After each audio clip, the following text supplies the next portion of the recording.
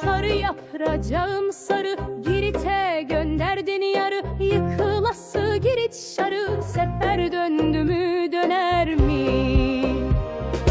Girit'in taşı kayası, Atlı'dan çoktur yayası. Yeniçeriler ağası, sefer döndü mü döner mi?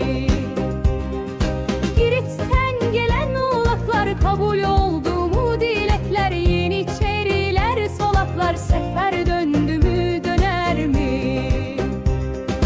Destimal işledim mensiz, kararım kalmadı sensiz. Girit'e giden uğraşır, sefer döndü mü döner mi?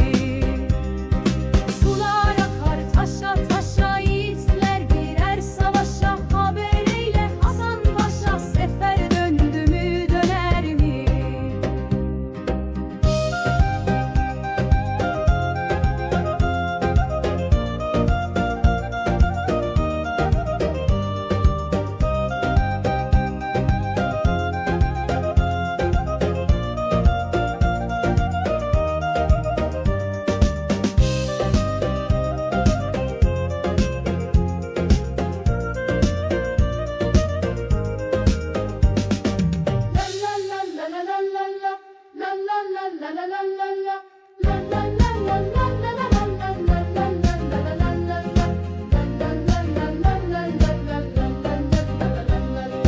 Girit'ten gelen ulaklar, kabul oldu mu dilekler? Yeniçeriler solaklar, sefer döndü mü döner mi?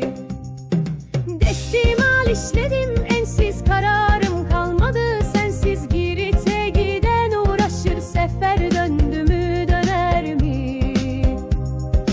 Sular akar taşa taşa, yiğitler girer savaşa. Haber eyle Hasan Paşa, sefer döndü mü döner mi?